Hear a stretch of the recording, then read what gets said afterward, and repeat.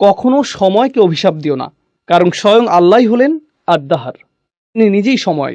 আল্লাহ নিজেকে সময়ের ঊর্ধ্বে হিসেবে বর্ণনা করেছেন, অতএব সময়কে অভিশাপ দিবেন না। এটা আসলে একটা ঐশ্বরিক গুণ। সুতরাং আমাদের কখনো এমন বলা উচিত নয় যে আরে ভাই সেদিন একটা খারাপ দিন ছিল, কিংবা এটা একটা বাজে বছর। সময়ের ব্যাপারে এরকম বিশেষণ ব্যবহার করা হয়। রাসূল সাল্লাল্লাহু আলাইহি সাল্লাম খুব পরিষ্কার ভাষায় এমন করতে নিষেধ করেছেন। অতএব একভাবে এটা বোঝা যায়, এবং সেটা হলো আল আসর হুয়াদ-দাহার, আল্লাহ আসরের কসম করেছেন। আর এর প্রায় একই অর্থ হচ্ছে আদ-দাহার, যা কোরআনে এসেছে। অতএব এটা তাৎপর্যপূর্ণ, এটা গুরুত্ববহ, এমন কিছু যা আলোচনার দাবি রাখে। অন্যভাবে বললে আল্লাহ মানবজাতির প্রতি সময়ের গুরুত্বের ব্যাপারে দৃষ্টি আকর্ষণ করেছেন, এটা একটা অর্থ। দ্বিতীয় অর্থ হলো আমরা শপথের উদ্দেশ্য বিধিও নিয়ে আলোচনা করছি। আরবি পরিভাষায় এটা হলো মুকসাম বিহি, মুকসাম আলাইহি। আমি এর দ্বারা যা বুঝেছি তা হলো, খুব সংক্ষেপে বোঝানোর চেষ্টা করি। কেউ বললো আমি আল্লাহর নামে শপথ করছি যে আমি এই কাজটি করিনি। এটা একটা বড় বাক্য, আমি আল্লাহর নামে শপথ করছি যে আমি এই কাজটি করিনি। এখানে শপথের বিধেয় হলো আল্লাহ শব্দটি। তাহলে উদ্দেশ্য কি? আমি কাজটি করিনি। তাহলে এখানে একটা উদ্দেশ্য, অপরটি বিধেয়। এই সূরাতেও শপথের একটা বিধেয় রয়েছে, সেটা কি? ওয়াল আসর। তাহলে উদ্দেশ্য কি? ইন্নাল ইনসানা লাফি খুসর। আল্লাহ বলেন তিনি সময়ের নামে শপথ করছেন, কালের নামে শপথ করছেন। তারপর তিনি ঘোষণা দিয়েছেন যে সকল মানুষ চরম ক্ষতির মধ্যে ডুবে আছে। সুতরাং এখানে বিধেয় হলো সময়, আর উদ্দেশ্য হচ্ছে মানুষের চরম ক্ষতির মধ্যে থাকা। কোরআনে বা প্রাচীন আরবি অলঙ্কার শাস্ত্রে যখন এভাবে বলা হয়, বিধেয়কে আসলে উদ্দেশ্যের প্রমাণস্বরূপ হিসেবে ধরা হয়। একে এভাবেই দেখা হয়, বিধেয় হলো উদ্দেশ্যের প্রমাণ, এটা হলো উদ্দেশ্যের দলিল। অন্যভাবে বললে, আপনি যদি বলেন মানুষ ক্ষতির মধ্যে রয়েছে, কেউ হয়তো বলল আপনার প্রমাণ কি? এই সূরার আলোকে মানুষের ক্ষতির মধ্যে থাকার প্রমাণ কি? মানুষের দেউলিয়া হয়ে যাবার প্রথম প্রমাণ কি? সময় নিজেই এর প্রমাণ। মানুষ সব সময় কোন জিনিসটি হারাচ্ছে? সময়, রাইট? এটা এমন একটা সম্পদ যা আমরা কখনোই ধরে রাখতে পারি না। আমরা কখনোই এই ঘন্টা, এই সময়, এই সেকেন্ড এগুলো ধরে রাখতে পারি না। এটা চলে যাচ্ছে, আর এটা এভাবে চলে যেতেই থাকবে। এটা এমন কিছু নয় যে আপনি সঞ্চয় করে রাখবেন, পরে প্রয়োজন মতো ব্যবহার করবেন। আর বলে রাখি, আমরা কিন্তু অনেক সময় ইতিমধ্যেই হারিয়ে ফেলেছি। আপনি আপনার জীবনের পেছনের দিকে তাকালে দেখতে পাবেন আপনার জীবনে অনেক সুযোগ ছিল যা আপনি কাজে লাগাননি। আপনি আপনার সময়কে সুন্দরভাবে কাজে লাগাতে পারতেন, কিন্তু আপনি লাগাননি। আপনার এই সুযোগ ছিল, সেই সুযোগ ছিল, কিন্তু আপনি পুরোপুরিভাবে আপনার সময়কে কাজে লাগাননি। সুতরাং সময়ের আফসোস আপনি ইতিমধ্যেই করেছেন, কিন্তু আপনার এই আফসোস থেকে শিক্ষা নিয়ে ভবিষ্যতে একে ভালোভাবে কাজে লাগানোর ব্যাপারে মনোযোগী হতে হবে। কিন্তু এখানে আল্লাহ দুটো জিনিসকে একসাথে জুড়ে দিয়েছেন। মানব জাতির ক্ষতির ব্যাপারটি যার সাথে জুড়ে আছে সেটা হলো সময়, যা অপরটির প্রমাণস্বরূপ। সূরা আসরকে বোঝার আরেকটি উপায় হলো, আমরা একটু পরে ইমাম শাফির মন্তব্য পড়ব। সূরা আসর দিয়ে বিভিন্ন জাতির প্রাণ বোঝানো হয়েছে। কোন জাতির পুরো সময়কালকে উল্লেখ করে এটা। কোন জাতির উত্থান পতন কিভাবে হয় আপনারা জানেন? কোন জাতির উত্থান পতন কিভাবে হয় আপনারা জানেন? অতএব যখন আল্লাহ ওয়াল আসর শব্দটি ব্যবহার করেন, তিনি শুধু একটা দিনের সময় বোঝাননি, বা কোনো একজন মানুষের জীবনকেই নয়, বরং একটা জাতির পুরো সময়কে বুঝিয়েছেন। আর কোন জাতির এই উত্থান পতনই হলো এর প্রমাণ যে মানুষ ক্ষতির মধ্যে নিমজ্জিত আছে। ইতিহাস নিজেই মানুষের ক্ষতিতে ডুবে থাকার একটা প্রমাণ। ওয়াল আসর ইন্নাল ইনসানা লাফি খুসর, এটা দিয়ে আল্লাহ এটিই বুঝিয়েছেন। আরো সামনে আগালে আমরা মুকসাম বিহি, মুকসাম আলাইহি এর আরো একটা উদাহরণ দেখতে পাই। এখানে শপথের বিধে হচ্ছে এর উদ্দেশ্যের একটা সাক্ষী। এটা কিছুটা ভিন্ন ব্যাপার। আমরা দুটি বিষয়ের কথা বলেছি। বিধে হলো উদ্দেশ্যের প্রমাণ, এটা একটা ব্যাপার। দ্বিতীয় বিষয় হচ্ছে বিধে হচ্ছে উদ্দেশ্যের একটা সাক্ষী। অন্যভাবে বলতে গেলে আল্লাহ উদ্দেশ্যের বিপরীতে একটা সাক্ষী নিয়ে আসলেন। সূরা আসরকে আমরা এভাবে বুঝতে পারি, আল্লাহ সময়কে কোনো কিছুর সাক্ষী হিসেবে এনেছেন। কিসের সাক্ষী হিসেবে এনেছেন? এটাই যে কোনো সন্দেহ ছাড়াই মানুষ ক্ষতির মধ্যে আছে। এর মানে কি? এর মানে সমগ্র মানবজাতি। মুফাসসিরদের সরাসরি মন্তব্য পড়লে এটা আরো পরিষ্কার হবে, কিন্তু এখন আমরা এটা সংক্ষেপে বুঝতে পারি। আমরা মানুষেরা বিভিন্ন বিষয়ের দিকে দৌড়াই। আমরা এমন বিষয়ের প্রতি দৌড়াই যাতে আমাদের জীবনের আসল উদ্দেশ্যই হারিয়ে যায়। এই সূরার আগের সূরাটিতে এই বিষয় আলোকপাত করা হয়েছে, আলহাকুম আত-তাকাসুর। এটা আপনাকে ভ্রষ্ট করে, মাত্রাতিরিক্ত চাওয়া, প্রয়োজনের অতিরিক্ত চাইতে থাকা। এটা আপনাকে আপনার আসল উদ্দেশ্য থেকে ভ্রষ্ট করে। বেশিরভাগ মানুষই ভুল জিনিসের পেছনে দৌড়াতে গিয়ে আসল উদ্দেশ্যের প্রতি উদাসীন। তারা ভুল জিনিসের দিকে ছুটছে। এখন আমরাই কি প্রথম মানুষ যারা সম্পদের পিছনে ছোটে, বা সুন্দর বাড়ির প্রতি ছোটে, অথবা সুন্দরী কোনো মেয়েকে বিয়ে করতে আগ্রহী, ইত্যাদি ইত্যাদি? যাই হোক, আমরাই কি প্রথম মানুষ যারা এসবের পেছনে ছুটছে, নাকি পূর্বের মানুষেরাও এসবের পেছনে ছুটেছে? তারাও ছুটেছে, তারা এগুলোকে সফলতা ভেবে এসবের পেছনে ছুটেছে। যখন তারা এগুলো পাবে তারা সফল হবে। আর আল্লাহ সময়কে সাক্ষী হিসেবে নির্ধারণ করেছেন, যাতে আমরা দেখি পূর্ববর্তীরা এসবের পেছনে ছুটেছে আর ব্যর্থ হয়েছে। অন্যরা এসেছে, তারাও এসবের পিছনে ছুটেছে এবং ব্যর্থ হয়েছে। পরের লোকেরাও এসেছে এবং একই কাজ করেছে। হাজার বছর ধরে শত শত প্রজন্মের লোকেরা একের পর এক এই একই কাহিনী চলে আসছে। আল্লাহর এক অসাধারণ সৃষ্টি এইসব ঘটনা অবলোকন করছে। এটা একের পর এক এসবের সাক্ষী হয়েছে। আর আমাদের বেলায়ও এমনটা ঘটেছে। অন্যভাবে বললে মানবজাতির করুণ পরিণতির সাক্ষী হচ্ছে সময়। পরিশেষে আল আসর শব্দটির ব্যাপারে বলবো, আমরা এর ভাষাগত বিশ্লেষণে গেলে এটা আরো পরিষ্কার হবে। তবে আমরা এখনো এর সারাংশ পর্যালোচনা করছি। এর সারাংশের আরো একটি ব্যাখ্যা হলো, আসরের অন্যতম অর্থ হলো এমন সময় যা শেষ হয়ে যায় বা শেষের সময়। এমনকি আসরের নামাজও দিনের শেষাংশে পড়া হয়, তাই না? যখন সময় শেষ হয়ে যায়। আর ঐতিহাসিকভাবে বললে প্রাচীনকালে, বিশেষ করে আরব সমাজে, আসরকে ধরা হতো এমন সময় হিসেবে যখন ব্যবসায়ী বা পর্যটকরা খুব তাড়াহুড়া করত। যখন রাত নেমে আসতো তখন তারা অনেক বিপদের আশঙ্কা করত। হয়তো তারা তাদের সম্পদ হারিয়ে ফেলতে পারে, এমন ভয় পেত। সুতরাং বেশিরভাগ হাসাল এবং বাসাল হতো আসরের সময়। সেটা ছিল সবচেয়ে ব্যস্ত এবং তাড়াহুড়ার সময়। এমনকি এটাও শপথ হিসেবে নেওয়া হয়েছে। আল্লাহ দিনের অন্যান্য সময় শপথ হিসেবে ব্যবহার করেছেন। তিনি বলেন, অসুবহি ইযা আসফার ওয়াল ফাজরি ওয়া লায়ালিন আশর ওয়াদ-দুহা। এগুলো দিনের বিভিন্ন সময়ের বর্ণনা। আল্লাহ দিনের ভিন্ন সময়ের বর্ণনা দিয়েছেন। তিনি দিনের বিভিন্ন সময়ের কসম করেছেন। এমনকি ওয়ান নাহারি ইযা তাজাল্লা, রাইট, দিনের বেলার বর্ণনা।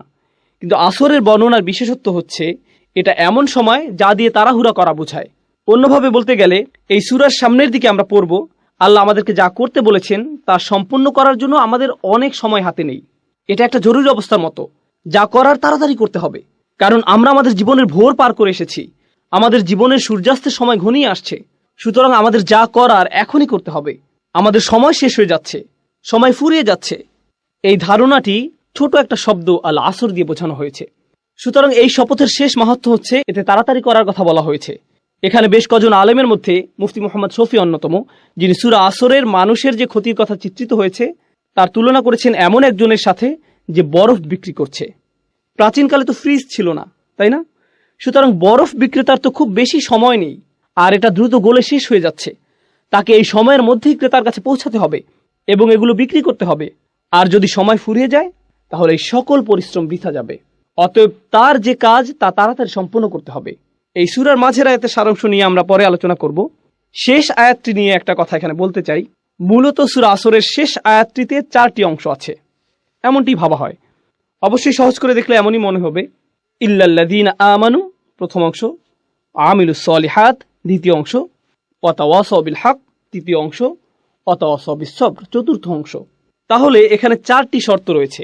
প্রথম শর্ত হলো যারা ঈমান আনবে, দ্বিতীয় হলো যারা সৎ কাজ করবে, ভালো কাজ করবে, তৃতীয় হলো তারা তাদের সর্বোচ্চ চেষ্টা দিয়ে একে অপরকে সত্যের কথা বলবে, চতুর্থ হলো ধৈর্যের ব্যাপারেও তারা একই কাজ করবে। এগুলো হলো উল্লেখিত 4টি শর্ত। কিন্তু এর সারাংশ বোঝার জন্য আমরা এখন যে বিষয়টি বুঝবো তা হলো এই 4টি বিষয় হচ্ছে আসলে একটা বিষয়। এদেরকে দেখতে 4টি আলাদা বিষয় মনে হলেও এগুলো আসলে একটা বিষয়। এগুলো হলো লাজিম ও মালজুম। এগুলো আবশ্যিকভাবে একটা অপরটির সাথে যুক্ত। এগুলোকে আসলে আলাদা করা যায় না। আর আসলে বাকি সবকিছুই প্রথমটির ফলাফল, সেটা হচ্ছে ঈমান। প্রথম যে বিষয়টি বলা হয়েছে তা হলো ঈমান, আর এরপর আরো 3টি বিষয় বলা হয়েছে।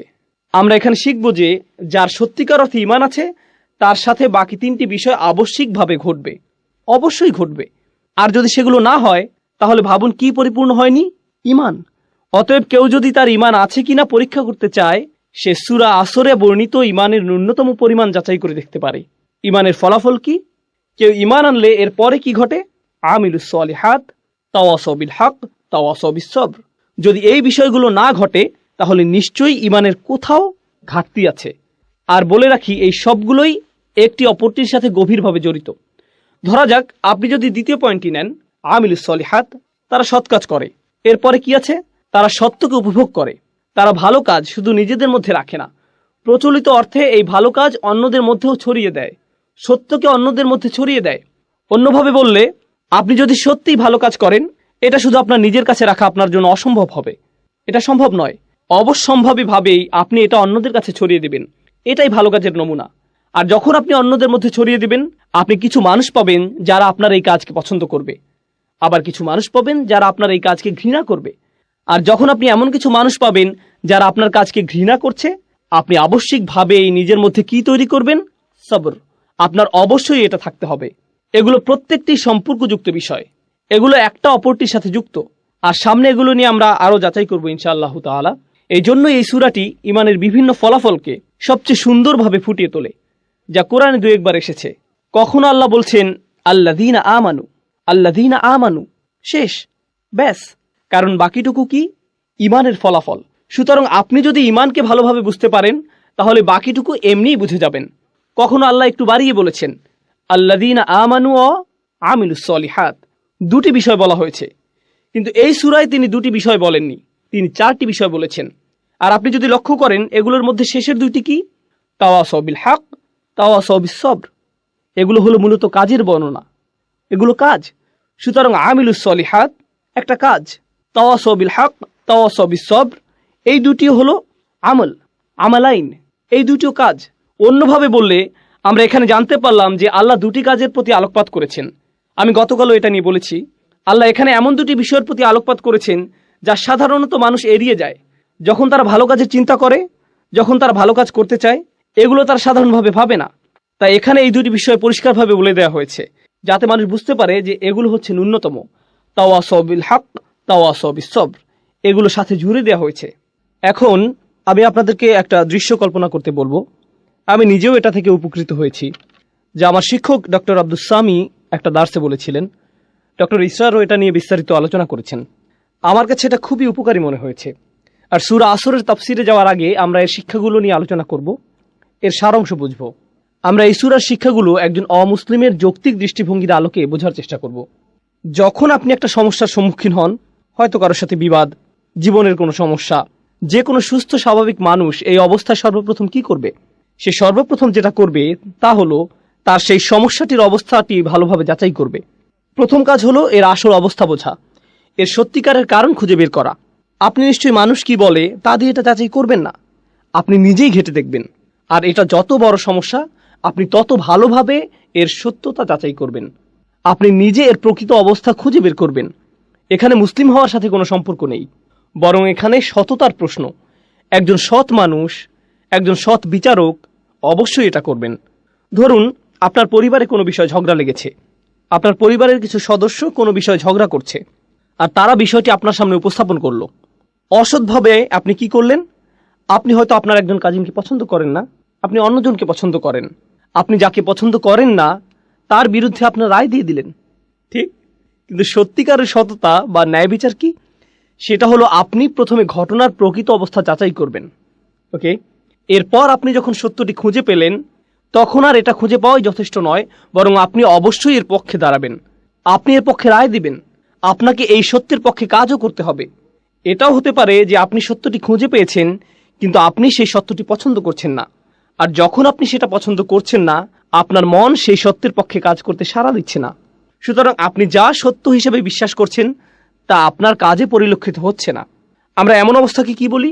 বিশ্বাসঘাতকতা। এটাই নিফাক, এটাই বিশ্বাসঘাতকতা। কিন্তু আপনি যদি কোনো কিছুকে সত্য হিসেবে খুঁজে পান, তখন এটা নিয়ে বাঁচা, এতে লেগে থাকা, বাস্তবায়ন করা, কাজে লাগানো, এটা আপনার সততার মধ্যে পড়ে। আর এটাই আবশ্যিক ফলাফল। এখন আপনার নিজের মধ্যে এটা নিয়ে আসা একটা ব্যাপার যে এটা অন্যায়, আমি এটা আর করব না। আমি খুঁজে পেয়েছি যে এটা একটা খারাপ কাজ, আমি আর কখনো এটা করব না। আমি খুঁজে পেয়েছি এটাই আমার করা উচিত, অতএব আমি এটাই করব। এখন আপনি যখন দেখেন অন্যরা এটা করছে, আমরা এমন একটা সমাজে থাকি যেটা নিজের চরকায় তেল দাও এই নীতিতে চলে। এটা নবীদের নীতি ছিল না, এটা মুসলিমদের নীতি নয়। আমি বলতে চাচ্ছি, যদি নবীরা শুধু নিজেদের চরকায় তেল দিতেন, তাহলে নামাজ ও আল্লাহর জিকির ব্যক্তিগত হতো। সূরা মুজাম্মিলে আমরা দেখি নবী করিম সাল্লাল্লাহু আলাইহি সাল্লামকে বলা হচ্ছে, কুমিল লাইলা ইল্লা কলিলা নিসফাহু আও ইনকুস মিনহু কলিলা আও জিদ আলাইহি ওয়ারাত্তিল কুরআনা তারতিলা। কুরআন পড়ো, আল্লাহকে স্মরণ করো, এটা তার নিজের জন্য। কিন্তু অন্য সূরায় আমরা কি দেখতে পাই? মুজাম্মিল ছাড়া অন্য সূরা কোনটি? মুদ্দাসসির। ইয়া আইয়ুহাল মুদ্দাসসির কুম ফাআনজির ওয়া রাব্বাকা ফাকাব্বির। ওঠো, যাও, সতর্ক করো। কাকে সতর্ক করো? অন্যদেরকে। তাদের বলো যে তারা যা করছে তা ভুল। এখন আপনি যদি আপনার সামনে কোনো কিছুকে ভুল হিসেবে জানেন আর আপনার সামনে তা হয়ে থাকে, মানুষ হিসেবে আপনি এটা মানতে পারবেন না। আপনি বলবেন তোমাদের এটা করা উচিত নয়। আপনাদেরকে একটা বাস্তব উদাহরণ দেই। ধরুন আপনি জানেন অন্যদের মাল সম্পদ নষ্ট করা ভালো নয়, এগুলো মানুষের হক, মানুষের মাল সম্পদের ক্ষতি করা অনুচিত। আপনি হয়তো রাস্তা দিয়ে যাচ্ছেন, কিছু বাচ্চা রাস্তায় ক্রিকেট খেলছে, আপনি দেখছেন ওরা খুব জোরে বল করছে, আর এটা গিয়ে অন্যের গাড়িতে লাগলো। এখন আপনি নীতিটা জানেন, নীতিটা হলো তাদের এটা করা উচিত নয়। আপনি নিজে এটা করছেন না, সুতরাং আপনি নিজে কোনো খারাপ কাজ করছেন না, আপনি অপরাধী নন, ঠিক আছে। কিন্তু সেটা কি যথেষ্ট? আপনি দেখে হেঁটে যাবেন, নাকি আপনার মাথায় আসবে যে আমার এদেরকে বলা উচিত যে এই কাজটি ঠিক নয়, আমি তাদেরকে বলি যে তাদের অন্যদের ক্ষতি করার কোনো অধিকার নেই, আমার ন্যায়ের পক্ষে দাঁড়ানো উচিত।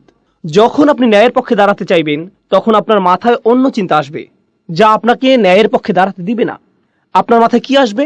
এরা সবাই মিলে আমাকে পেটাতে পারে, আমাকেই বল বানিয়ে খেলতে পারে, তাই না? গাড়ি ভাঙার বদলে আমাকেই ভেঙে দিবে, অতএব আমার মুখ বন্ধ রাখা উচিত।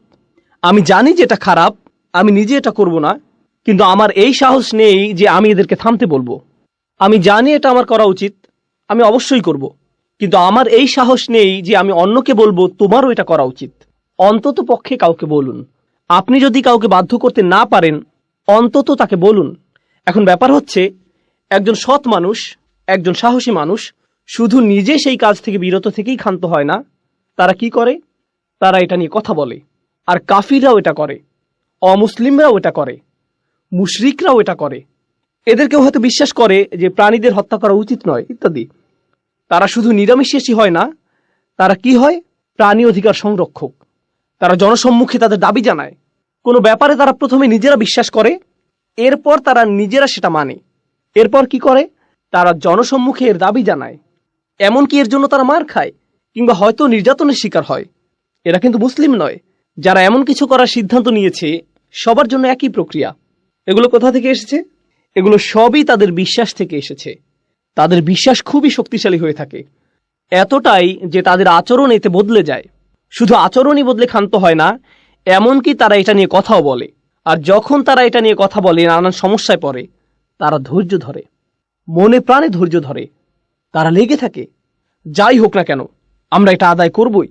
সুতরাং এই পুরো প্রক্রিয়াটা শুরু হয় বিশ্বাস থেকে। এখানে বলে রাখি, শুধু ইসলামেই এমন হয় না, বরং যে কোনো আদর্শের ক্ষেত্রে এটা প্রযোজ্য। কমিউনিস্টরা এমন করেছিল, টিএনএম স্কয়ারের ছাত্ররা এমন করেছিল, ইরানিরা এমন করেছিল।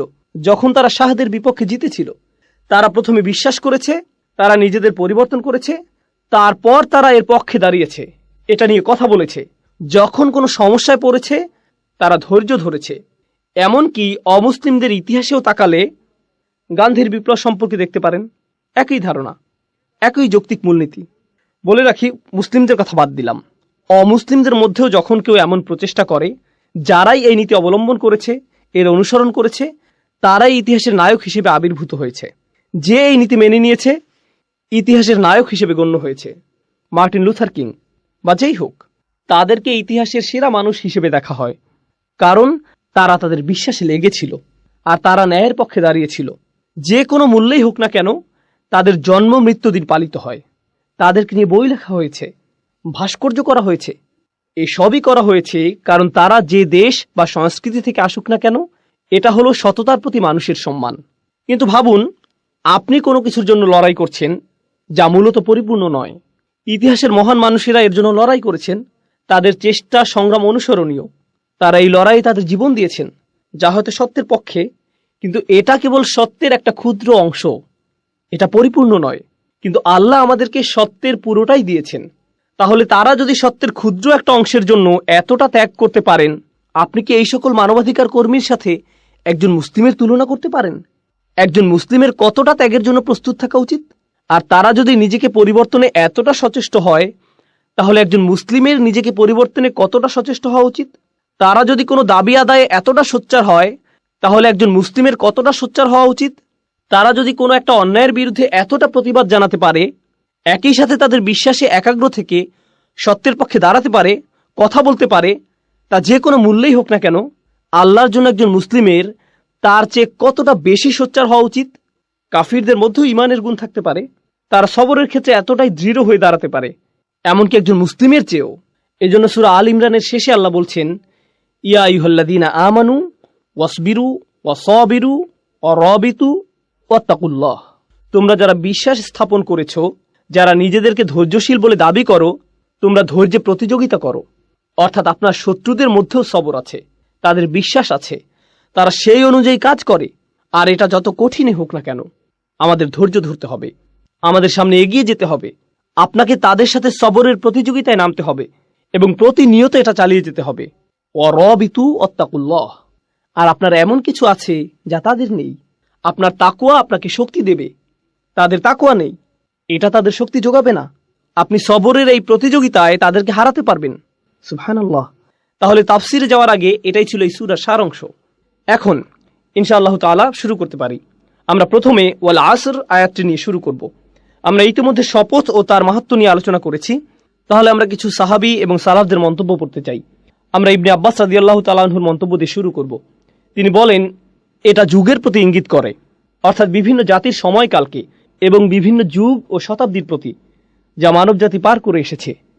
অন্যভাবে বললে, যখন আমরা বলি মানুষ ক্ষতির মধ্যে থাকার প্রমাণ হিসেবে আল্লাহ মানবজাতির সমগ্র ইতিহাসকে দাঁড় করিয়েছেন, এমনকি আজ পর্যন্ত, এটাই ইবনে আব্বাস রাদিয়াল্লাহু তাআলা আনহু এক কথায় বলেছেন। ইবনু কিসান বলেছেন, আসর বলতে দিন ও রাত্রিকে বোঝানো হয়েছে। অন্যভাবে বললে, মানুষের রাত ও দিনের মধ্যে পার্থক্য অনুধাবন করে বোঝা উচিত যে সে ক্ষতির মধ্যে আছে। একজন মুসলিম যখন রাতের আধার দেখে এবং যখন সে দিনের আলো দেখে, সুবহানাল্লাহ। সুতরাং এটা বলা খুব সহজ যে দেখুন তারা কি বলছে, কিন্তু যখন তারা এটা বলছে, এর অর্থ আসলে কি? কুরআন পড়ে আমরা কি বুঝলাম, আর দিন বা রাতকে আমরা কিভাবে দেখি, আর কিভাবে আমরা সময়কে দেখি, এগুলো প্রবাহমান বিষয়। মাঝে মাঝে আমরা সালাফদের বিভিন্ন তাফসির দেখি, এক শব্দ বা দুই শব্দ, পুরো আয়াতের তাফসির মাত্র একটা শব্দ। কিন্তু আপনি যদি সেই শব্দটি নিয়ে চিন্তা করেন, আপনি বুঝতে পারবেন এই মানুষগুলো কতটা গভীর জ্ঞানের অধিকারী ছিলেন। তারা খুব অল্প কথায় অনেক কিছু বলে গিয়েছেন। এটা আমরা বললে অনেক কথার প্রয়োজন হয়, কিন্তু তারা খুব অল্প কথায় অনেক কিছু বলেছেন। তাদের ভাষা ছিল অলংকারপূর্ণ। এরপর একইভাবে হাসান আল বসরি বলেছেন, এটা দিনের শেষাংশ থেকে সূর্যাস্ত পর্যন্ত সময়কে বোঝানো হয়েছে। এখানে আসরের শুরু থেকে সূর্যাস্ত পর্যন্ত সময়কালকে বোঝানো হয়েছে, যা আমি আপনাদেরকে আগেই বলেছি যে প্রাচীনকালে এই সময় অনেক ব্যস্ততা এবং তাড়াহুড়া থাকতো। এটা দিয়ে একটা যুগের পরিসমাপ্তিও বোঝানো হয়। মানে হচ্ছে এক একটা দিন এক একটা যুগের মতো, অতএব একটা যুগের শেষ। এটা দিয়ে মূলত বোঝানো হয় যে মানুষের জীবন মূলত মৃত্যুর কিনারায়। মানুষ তার জীবন শেষ হওয়ার কিনারায় দাঁড়িয়ে, ঠিক যেভাবে সূর্যের আলো নিভে যায় আর অন্ধকার নেমে আসে। আপনার এই দুনিয়াবী জীবনটাও শেষ হওয়ার পথে, আর আপনি মৃত্যুর দিকে এগিয়ে যাচ্ছেন। বিষয়টিকে এভাবে ভাবুন, তাহলেই আপনি নিজের মধ্যে ব্যস্ততা নিয়ে আসতে পারবেন। কাতাদা রাদিয়াল্লাহু তাআলা আনহু বলেন, এটা হলো দিনের শেষ ভাগ। দুজনেই মন্তব্য করেছেন যে এটা হলো আসরের নামাজ। আসর সম্পর্কে তাদের অভিমত হলো এটা হচ্ছে সালাতুল আসর। আর এটা মূলত তাফসির করার একটা পদ্ধতির আলোকে বলা হয়। সেটা হলো যখন আল্লাহ কোনো কিছু নিয়ে কসম করেন, তার অর্থ এটা অবশ্যই কোনো পবিত্র বিষয়। কসম করার কয়েকটি অর্থের মধ্যে এটা অন্যতম। এই পদ্ধতির আলোকে তারা বলেছেন আসরের নামাজ হলো পবিত্র। কিভাবে এটা পবিত্র? আল্লাহ বলেন, হাফিজু আলাস সালাওয়াত ওয়াস সালাতিল উস্তা, তোমরা নামাজকে সংরক্ষণ করো, বিশেষ করে মাঝের নামাজকে। আর মাঝের নামাজ কোনটা? আসরের নামাজ। অতএব আল্লাহ এখানে আসরের নামাজের জন্য বিশেষভাবে একটা পয়েন্ট বলেছেন। আসরের নামাজের ব্যাপারে কেন তিনি বলেছেন? কারণ সেই সমাজের সাথে মিলিয়ে বলেছেন। সেই সমাজে কখন তারা সবচেয়ে বেশি ব্যস্ত থাকতো? আসরের সময়। তখনই মিটিং হতো, আসল কাজটা তখনই করা হতো। দোকানপাট তখনই সবচেয়ে ব্যস্ত থাকতো। যখন দোকানপাট সবচেয়ে বেশি ব্যস্ত থাকে, তখন সেটা বন্ধ করে নামাজে দাঁড়ানো সবচেয়ে কঠিন হয়, তাই না? যখন কোনো গুরুত্বপূর্ণ মিটিং হয়, ঠিক তখনই আসরের সময়, যাতে তাদের দুনিয়াবী কাজ তারা বাদ দিয়ে নামাজে দাঁড়াতে পারে। তাই আল্লাহ এখানে কসম করে বলছেন যে যদি তারা এটা না করতে পারে, তারা চরম ক্ষতির মধ্যে পড়ে যাবে। সুবহানাল্লাহ। তারপরে আইসারাত তাফসিরে আমরা দেখি, এখানে বলা হয়েছে আদ-দাহরু কুল্লুহু, আসর দিয়ে পুরো সময়কে বোঝানো হয়েছে। আর শাব্দিক বিশ্লেষণে আমরা দেখতে পাই এতে আছে আদ-দাহর ও আল আসর। সূরা ইনসানে আল্লাহ বলছেন, হাল আতা আলাল ইনসানি হিনুম মিনাদ দাহর। এখানে দাহর শব্দটি ব্যবহৃত হয়েছে, আর এই সূরায় আসর শব্দটি ব্যবহৃত হয়েছে। অতএব আমরা এই দুইটি শব্দের মধ্যে পার্থক্য বুঝতে পারলাম। যাই হোক, আইসারাত তাফসিরে সময়কে বা সময়ের কিছু অংশকে বোঝানো হয়েছে। এখানে সময়ের অংশ বলার কারণে কিছু কিছু মুফাসসির বলছেন আসর বলতে এখানে নবীজি সাল্লাল্লাহু আলাইহি সাল্লামের জীবনকালকে বোঝানো হয়েছে। তারা একে এভাবে ব্যাখ্যা করেছেন, কারণ কোরআনের অন্যান্য জায়গায় আল্লাহ নবীজির জীবনের শপথ করেছেন, লা উমরুকা, তিনি নবী সাল্লাল্লাহু আলাইহি সাল্লামের জীবনকালে শপথ করেছেন। তাই তারা এখান থেকে এই অর্থ নিয়েছেন যে যখন আল্লাহ বলেন ওয়াল আসর, তার অর্থ এটা দিয়ে নবীজি সাল্লাল্লাহু আলাইহি সাল্লামের জীবনকে বোঝানো হয়েছে। অন্যভাবে বললে শেষ নবীর জীবনকে পুরো মানব জাতির জন্য এমনভাবে পাঠানো হয়েছে, যদি তারা তাকে অনুসরণ না করে তবে তারা ক্ষতির মধ্যে পড়ে যাবে। এ দুটোর মিল বুঝতে পারছেন? কারণ এটা হচ্ছে এই পৃথিবীর সূর্যাস্তের সময়ের মতো, সূর্যাস্ত হওয়ার মতো ঘটনা। তিনি হচ্ছেন শেষ নবী। শেষ নবীর আগমন এই পৃথিবীর শেষ হওয়ার জন্য অনেক বড় একটা নিদর্শন, আর তার জীবনটাই মানুষের এই চরম ক্ষতির অনেক বড় একটা প্রমাণ। সুতরাং এভাবে তারা আল আসর শব্দটির ব্যাখ্যা করেছেন। এরপরে আল জুজাজি বলেন অর-রব্বিল আসর। আসলে মুফাসসিরদের মধ্যে কিছু কিছু মুফাসসির এভাবে ব্যাখ্যা করেছেন, যখন আল্লাহ তাআলা কোনো সৃষ্টি নিয়ে কসম করেন, তারা ধরে নেন রব শব্দটি মাহযুফ, এর আগে রব ধরে নিতে হবে। সুতরাং তিনি বলেন আমি সময়ের স্রষ্টার নামে শপথ করছি। যখন আল্লাহ বলেন ওয়াল ফাজর, এই মুফাসসিরগণ এর ব্যাখ্যা করেছেন অরব্বিল ফাজর, ওয়াদ-দুহা, অরব্বিদ দুহা। এভাবে তারা এগুলো ব্যাখ্যা করেছেন। ইতিহাসে কিছু মুফাসসির এমনটি সব সময় করে গেছেন। যদিও এই মতটি সংখ্যায় নগণ্য, তবু আমি এটা আপনাদের সাথে শেয়ার করা জরুরি মনে করি, কারণ এটাও আহলে সুন্নাহ ওয়াল জামাতেরই অংশ, এটা আমাদের ইতিহাসেরই অংশ। যাই হোক, সবশেষে ইবনে কাসির রাহিমাহুল্লাহ বলেন এটা দিয়ে পুরো সময়কে বোঝানো হয়েছে, যাতে আদম আলাইহিস সালামের সন্তানদের যে কোনো কাজ সংঘটিত হয়েছে, তা হোক ভালো কাজ বা মন্দ কাজ। আর এই ভালো মন্দ উল্লেখ করে তিনি বলতে যাচ্ছেন যে মানুষ যাই করে তার বেশিরভাগই কি হয়, খারাপ না ভালো। যেহেতু তারা খারাপ কাজটাই বেশি করে, তাই তারা ক্ষতির মধ্যে আছে। সময় দিয়ে বোঝানো হয়েছে তাদের দুটো করারই সামর্থ্য আছে, কিন্তু তারা যেহেতু বেশি খারাপ কাজ করে, তাই তারা ক্ষতির মধ্যে আছে। এখন আমরা শুধু আসর শব্দটির শাব্দিক বিশ্লেষণ দেখব। আসর শব্দটি একটা ক্রিয়ামূল থেকে এসেছে, যার মূল শব্দ হলো আসরাহু আও ইতাসারাহু, দুটি ব্যবহৃত হয়েছে। ইফতিয়াল একই সাথে সুলাসি মুজাররাদও ব্যবহৃত হয়েছে, যার শাব্দিক অর্থ হলো তিনি চাপ দিয়েছেন, চিপে বের করেছেন, নিংড়ে নিয়েছেন। এমন কোনো কাপড়ের কথা ভাবুন যা পানিতে চুবানো ছিল, আপনি সেটাকে তুলে এমনভাবে নিংড়ে নিলেন যাতে সমস্ত পানি বের হয়ে আসলো। এভাবে এটা ব্যবহৃত হয়েছে। ফল দিয়ে ওটা বোঝা যেতে পারে, আপনি এমনভাবে ফল চাপ দিলেন যাতে এর সমস্ত রস বের হয়ে আসলো। আরবিতে রস বলা হয় আসিরকে, আর এর ক্রিয়ামূল হলো ইতাসারাহু। উদাহরণস্বরূপ ইতাসারাত তুফাহ, এর মানে হচ্ছে সে আপেলের রস বের করে ফেলল, কোনো কিছু নিংড়ে বের করা। এটা হচ্ছে প্রথম অর্থ। আসরা সাওবান, সে কাপড় থেকে পানি বের করে ফেলল।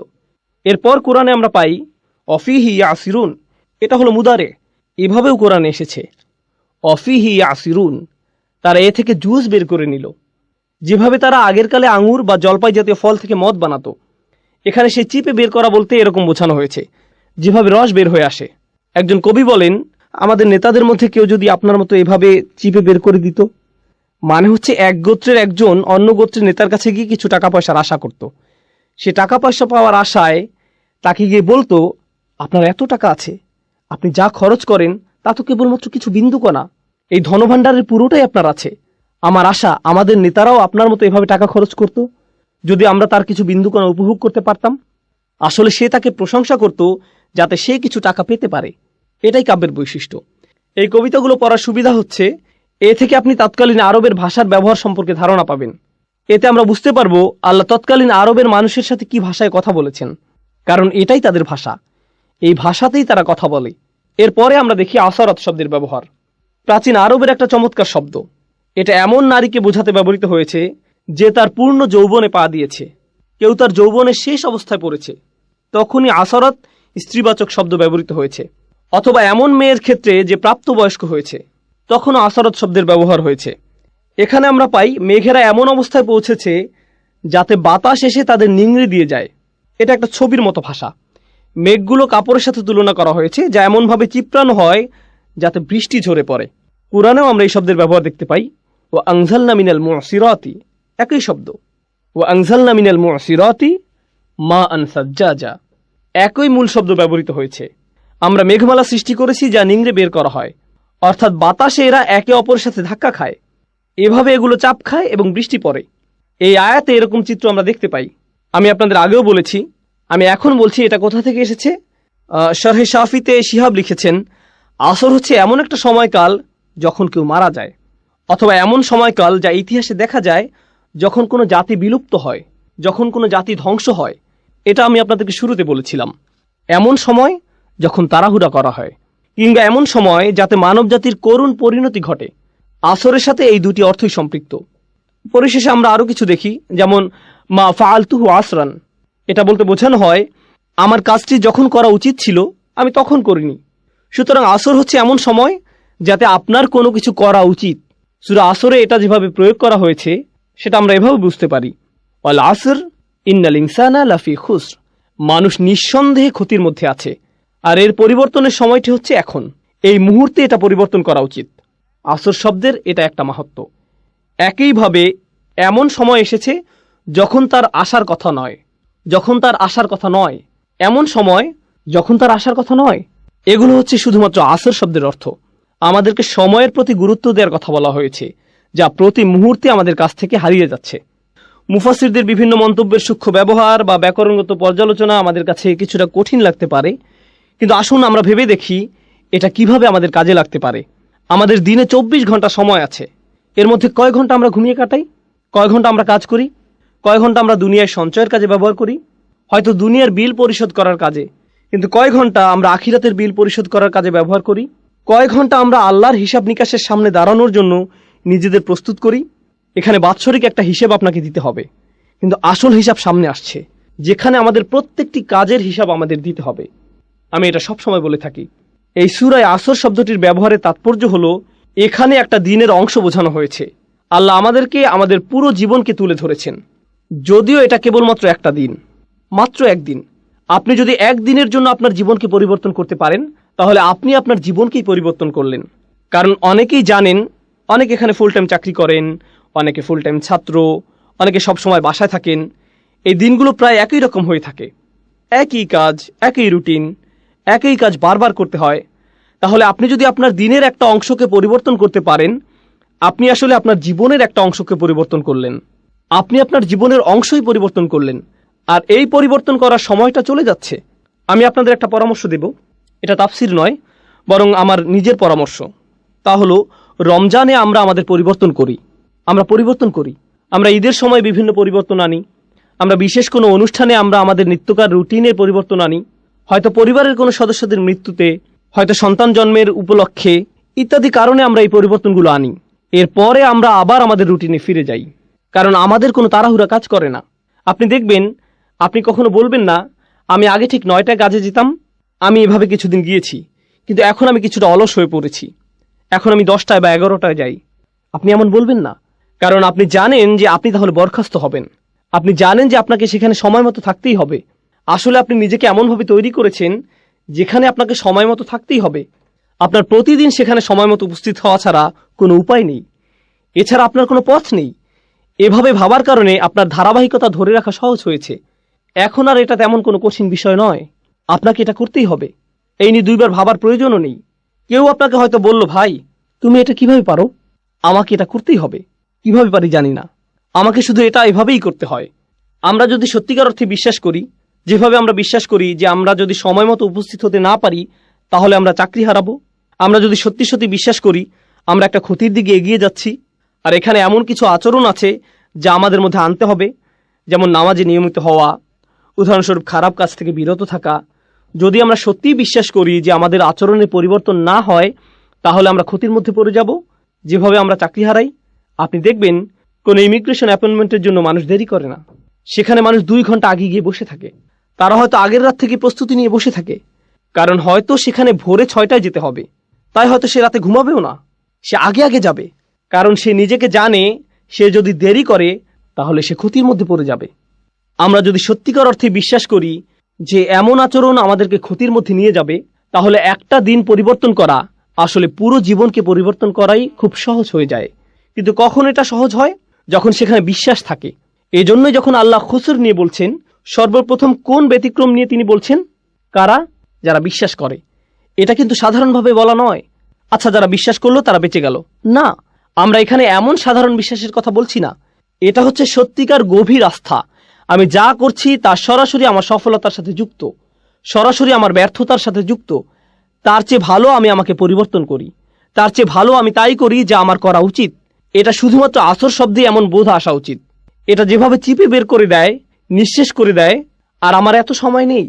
এখানে যারা ছাত্র আছেন, আপনারা হয়তো কোনো অ্যাসাইনমেন্ট আছে আর আপনি সেটা ভুলে গিয়েছেন, আর সময় চলে যাচ্ছে। একজন ছাত্রের মধ্যে তখন যে ধরনের তাড়াহুড়া দেখা যায়, ফাইনাল পরীক্ষার আগে যে ধরনের ব্যস্ততা দেখা যায়, ট্যাক্সের সময় একজন অ্যাকাউন্টেন্টের মধ্যে যে ধরনের ব্যস্ততা দেখা যায়, যে ব্যস্ততা আপনি দেখবেন, উদাহরণস্বরূপ আপনি যদি কাজে দেরি করেন, আপনি বাসায় যে ধরনের আচরণ করবেন, আপনার আচরণ পুরো পাল্টে যাবে। আপনি কোনোভাবেই দেরি করতে চাইবেন না।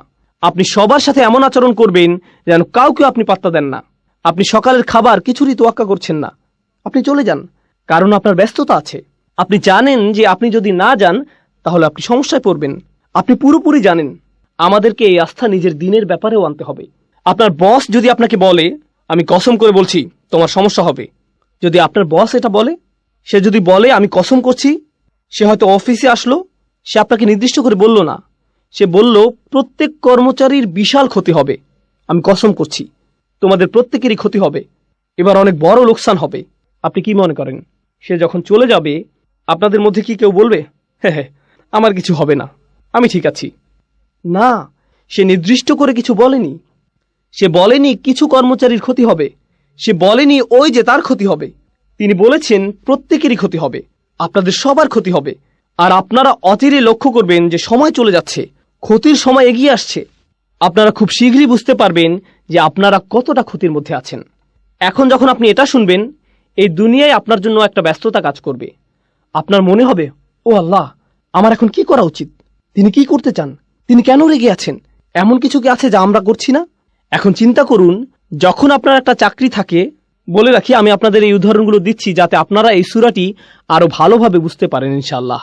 মুসলিমের জীবনে এটা একটা গুরুত্ববহ সূরা। এটা একজন মুসলিমের জন্য এমন একটা উপহার যা আল্লাহ মাত্র 3টে আয়াতের মাধ্যমে দিয়েছেন, যা আমাদের জীবনকে পরিবর্তন করে দিতে পারে। তিনি আমাদেরকে পুরো কোরআন মুখস্থ করতে বলেননি, শুধু সূরা আসরটা মনে রাখবেন। সুবহানাল্লাহ, দেখবেন এটা কিভাবে আপনার জীবনকে পরিবর্তন করে দেয়। এখন চিন্তা করুন, আপনি একটা চাকরি পেলেন, আপনার বস আপনাকে বলল তোমার কাজ 4টি। প্রতিদিন আপনার কয়টি কাজ আছে? 4টি। মাঝে মধ্যে আপনার বস আপনাকে এমন কাজ দিবে যা আপনি খুব সহজেই পারবেন, আবার মাঝে মধ্যে আপনার এমন কাজ থাকবে যা আপনার করতে ভালো লাগবে না। কিন্তু যেহেতু আপনি এই চাকরিটি করছেন, আপনার কয়টি কাজ করতে হবে? সবগুলোই। আপনার হয়তো 2টি করতে ভালো লাগে, কিন্তু আপনাকে 4টিই করতে হবে। 2টি আপনার ভালো লাগে, 2টি আপনার ভালো লাগে না, কিন্তু 4টি কাজই আপনি করেন।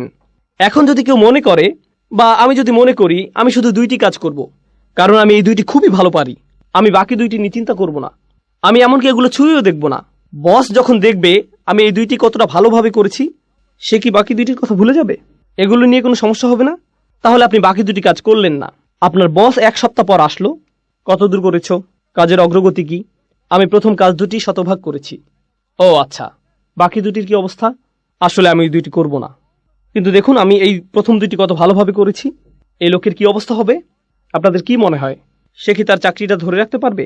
আপনি যদি সম্পূর্ণভাবে সেগুলো নাও করেন, আপনাকে যে 4টি কাজ দেয়া হয়েছে সে 4টি কাজ আপনাকে করতেই হবে। আপনি হয়তো শতভাগ করতে পারেননি, কিন্তু আপনাকে প্রত্যেকটির অন্তত 70 ভাগ কাজ হলেও করতে হবে। এটা কোনো একটা কাজের 100% করার চেয়েও ভালো। বুঝতে পারছেন? তাহলে যখন আল্লাহ 4টি কাজের কথা বলছেন, ইল্লাল্লাযীনা আমানু ওয়া আমিলুস সলিহাত ওয়া তাওয়াসাউ বিল হক ওয়া তাওয়াসাউ বিস সবর, তখন আমরা বলি ঈমান। আমাদের ঈমান নিয়ে কাজ করতে হবে, কিছু ভালো কাজ। আর আর বাকিগুলো, ওগুলো তো আলেমদের জন্য, ওগুলো শায়েখদের কাজ, ওগুলো দায়ীদের কাজ, ওগুলো অন্যরা করবে, এগুলো আমার কাজ নয়। তাহলে আপনি এখানে কি করছেন? আল্লাহ বলেন এই 4টি কাজ যারা করবে না তাদের প্রত্যেকেই বিশাল ক্ষতির মধ্যে আছে, কিন্তু আপনি শুধু 2টা করছেন, বা 1টা বা 3টা। ব্যাপারটা এমনই, আপনি এর মধ্যে থেকে বাছাই করছেন যে আপনাকে ক্ষতির মধ্যে নিয়ে যাবে, এর কোনো ফলাফল পাবেন না। এই সূরার মাধ্যমে এমন দৃষ্টিভঙ্গি আমাদের তৈরি করতে হবে। আমি আজকে আরো 10 মিনিট নেব, সম্ভবত আমাদের তৃতীয় একটা সেশনের প্রয়োজন হবে ইনশাআল্লাহ তাআলা। আমি ভেবেছিলাম হয়তো আমাদের 3টা সেশন লাগতে পারে, ওয়ালিল্লাহিল হামদ। আচ্ছা, এখন একটু ইন্নাল ইনসানা লাফি খুসর এটা নিয়ে কথা বলা যাক। প্রথমত, ইন্না শব্দটি আরবি ভাষায় ইন্না দিয়ে কেবলমাত্র নির্দিষ্টতা বোঝায় না, বরং এমন লোকদের প্রতি ইঙ্গিত করে যারা আপনার কথায় সন্দিহান। ইন্না শব্দটির মাধ্যমে এখানে ইন্নাল ইনসানা লাফি খুসর এই আয়াতের মাধ্যমে আমরা বুঝতে পারি যে বেশিরভাগ মানুষ যখন এটা শুনে কি করে? তারা অবিশ্বাস করে। তারা ভাবতে পারে না যে এতটা খারাপ হতে পারে। এটা আসলে এত খারাপ হতে পারে না। আপনি খুবই হতাশাজনক কথা বলছেন। এটা এত খারাপ নয় ভাই। তাই আল্লাহ আপনাকে সুনিশ্চিত করে বলছেন অবশ্যই এটা এমনই। ইন্না ভাষাগতভাবে এটা ইজালাতিশ শাক, এটা সন্দেহ দূর করার জন্য ব্যবহৃত হয়েছে। তার মানে এই সন্দেহ আগে থেকেই ছিল। আপনি হয়তো ভাবছেন এটা কাফিরদেরকে বলা হচ্ছে।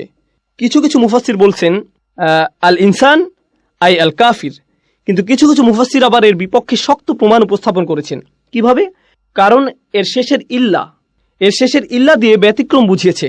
কারণ আল্লাহ এখানে পুরো মানব জাতির ব্যতিক্রম উল্লেখ করেছেন। যদি তিনি এখানে কাফিরদেরকে বুঝাতেন তাহলে ব্যতিক্রম উল্লেখ করার প্রয়োজন হতো না।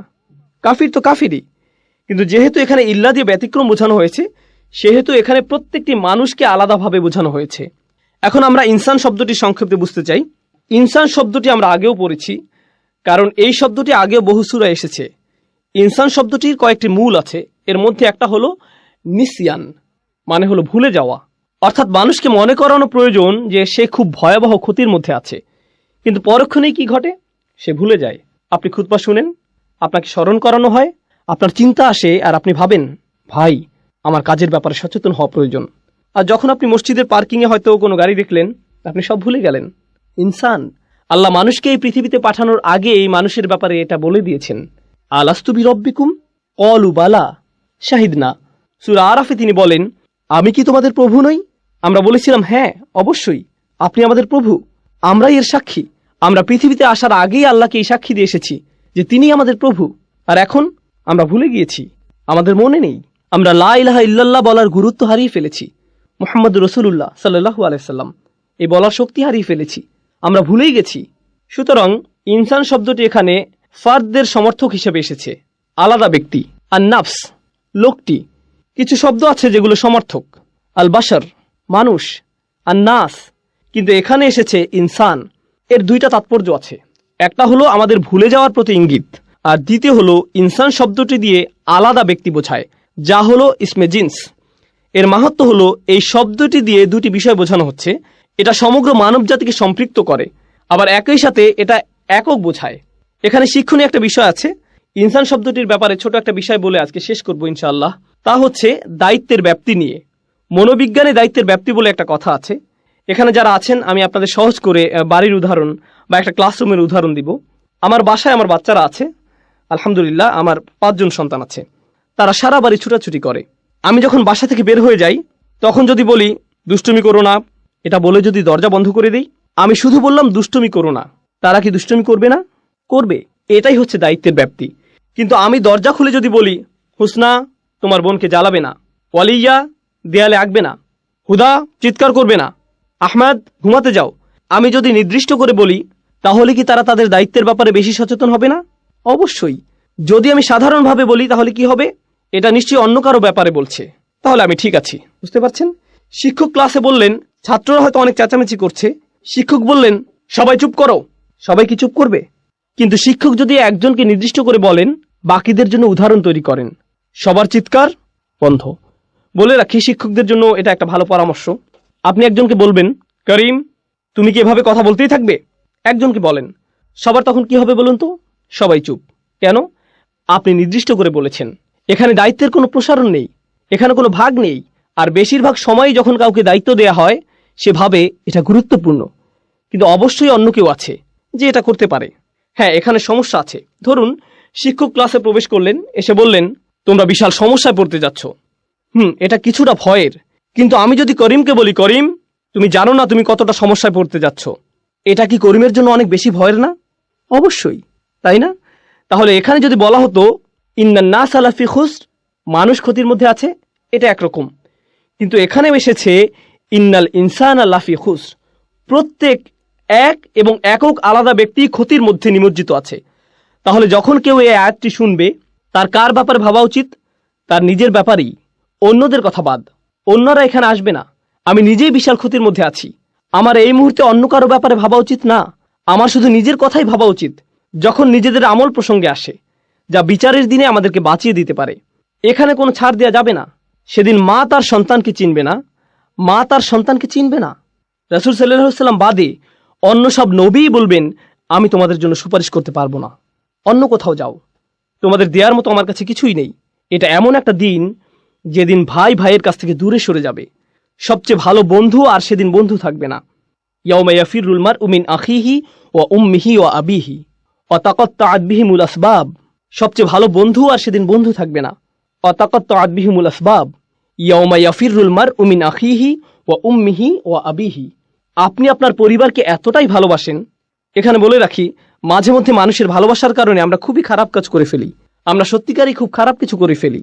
আর সেদিন যাকে জাহান্নামে নিক্ষেপ করা হবে সে বলবে, ওয়ামান ফিল আরদি জামিআ সুম্মা ইউনজিহ। সে আল্লাহকে বলবে, আমি কি আমার সন্তানের বদলে এই আযাব থেকে মুক্তি পেতে পারি? আপনি কি আমার ছেলেকে, আমার সন্তানকে আমার বদলে জাহান্নামের আগুনে দিতে পারেন? সেভাবেই বলবে। বা আমার স্ত্রীকে, বা আমার ভাইকে, বা আমার মাকে, ওয়া উম্মিহি ওয়া আবিহি ওয়া সাহিবাতিহি, পরিবারের সবাইকে। ওমান ফিল আরদি জামিআ, সে সকল মানুষের দিকে তাকাবে এবং বলবে, ও আল্লাহ, আপনি আমাকে জাহান্নামে দিচ্ছেন, আপনি আমার বদলে এদেরকে জাহান্নামে দিন, এদের সবাইকে, কিন্তু আমাকে বাঁচিয়ে দিন। সুম্মা ইনজিহ, সে যেন মুক্তি পায়। সুবহানাল্লাহ। এই হলো সেদিনের সম্পর্কের ধরন। এখন চিন্তা করুন, সেদিন আপনি সবাইকে ভুলে যাবেন। তাহলে আমরা এখানে বুঝতে পারছি, আগে আমাদের এই দুনিয়ায় সবাইকে ভোলা উচিত। আপনি তাদের ব্যাপারে পরে ভাববেন। আপনি আগে কার ব্যাপারে ভাববেন? নিজের ব্যাপারেই। আমি বাচ্চাদের অভিভাবকদের আন্তরিকভাবে অনুরোধ করছি, আমি আশা করছি আমরা আমাদের বাচ্চাদের ব্যাপারে অনেক বেশি দুশ্চিন্তায় থাকি। আমরা নিজেদের ব্যাপারে ততটা দুশ্চিন্তায় থাকি না। ও, আমার ছেলেকে ইসলামিক স্কুলে ভর্তি করতে হবে, তাদেরকে একটা ভালো পরিবেশ দিতেই হবে। আপনি নিজে কি ভালো পরিবেশে আছেন? আপনি নিজে কেন অশ্লীল কিছু দেখেন? আপনি কেন অন্যকে গালি দেন? আপনি কেন ব্যবসায় প্রতারণা করেন? আপনি নিজেই কেন সময় মতো নামাজে দাঁড়াতে পারেন না? আমরা যাদেরকে ভালোবাসি তাদের ব্যাপারে এতটাই আন্তরিক যে আমরা আমাদের নিজেদের কথাই ভুলে যাই। সুবহানাল্লাহ। আপনি কি তাকে এটা বলতে পারেন, সেটা বলতে পারেন? তারা ইমামদের কাছে আসেন, আলেমদের কাছে আসেন, আপনি কি আমার সন্তানকে উপদেশ দিবেন? কেন, আপনার নিজের কি কোনো উপদেশ প্রয়োজন নেই? ও রিয়েলি? কারণ আমার মনে হয় আপনি যদি আপনার সন্তানকে বড় করেন, সবার প্রথমে আপনার উপদেশের প্রয়োজন। সবার প্রথমে আপনার উপদেশের প্রয়োজন। এতদিন আপনি কি করেছেন? আপনি কোথায় ছিলেন? কোথায় ছিলেন আপনি যখন আপনার নিজেরই বাচ্চাদের জন্য এগুলো করা প্রয়োজন ছিল? সুবহানাল্লাহ। ইন্নাল ইনসানা লাফি খুসর। এই আয়াতের মধ্য দিয়ে আমাদের নিজেদের উপরই সেই দায়িত্ববোধ ফিরিয়ে দেয়া হয়েছে। আমাদেরকে তাড়াতাড়ি করতে হবে। আসল ব্যাপারটা হচ্ছে, আমরা কেউই সেই ক্ষতি থেকে নিরাপদ নই। আমরা এখনো ক্ষতি নিয়ে আলোচনা করছি না, এটা পরবর্তীতে আলোচনা করব। আমরা এখনো শুধুমাত্র ইন্নাল ইনসান এখানে আছি। আমার মনে হয় আজকের মতো এতটুকুই যথেষ্ট। ইনশাআল্লাহ আগামী মঙ্গলবার ইনশাআল্লাহ আমরা বাকিটুকু পড়ে সূরা আসরের দার্স শেষ করব। ইন্নাল ইনসানা লাফি খুসর। সন্দেহাতীতভাবেই, আলাদাভাবে প্রত্যেক ব্যক্তি যে বারবার ভুলে যায়, সবাই মারাত্মক ক্ষতির মধ্যে ডুবে আছে। তারা যখন এটা বুঝতে পারে, তাদের এটাও বোঝা উচিত যে আল্লাহ শপথ করেছেন যে সময় চলে যাচ্ছে, তাদের নিজেদের পরিবর্তন করার সময় শেষ হয়ে যাচ্ছে। আল্লাহ তাআলা আমাদেরকে সূরা আসরের শিক্ষাগুলো অনুধাবন করার তৌফিক দিন। আল্লাহ তাআলা আমাদের অন্তরে এর শিক্ষাগুলো গেঁথে নেওয়ার তৌফিক দিন, যেন আমরা এগুলো সব সময় স্মরণে রাখতে পারি। আল্লাহ যেন আমাদের সাহাবাদের মতো হওয়ার তৌফিক দেন, যারা যখনই একে অপরের সাথে দেখা করতেন সূরা আসর না পড়ে তারা একে অপরের সাথে বিদায় নিতেন না। ওয়াল আসর ইন্নাল ইনসানা লাফি খুসর ইল্লাল্লাযীনা আমানু ওয়া আমিলুস সালিহাত ওয়া তাওয়াসাউ বিল হক ওয়া তাওয়াসাউ বিস সবর। আল্লাহুম্মা জাআলনা মিনাল্লাযীনা আমানু ওয়া আমিলুস সালিহাত ওয়া তাওয়াসাউ বিল হক ওয়া তাওয়াসাউ বিস সবর। আমিন ইয়া রাব্বাল আলামিন। ইনশাআল্লাহ সবার সাথে আগামী মঙ্গলবার আবার দেখা হবে। ওয়াসসালামু আলাইকুম ওয়া রাহমাতুল্লাহি ওয়া বারাকাতুহু।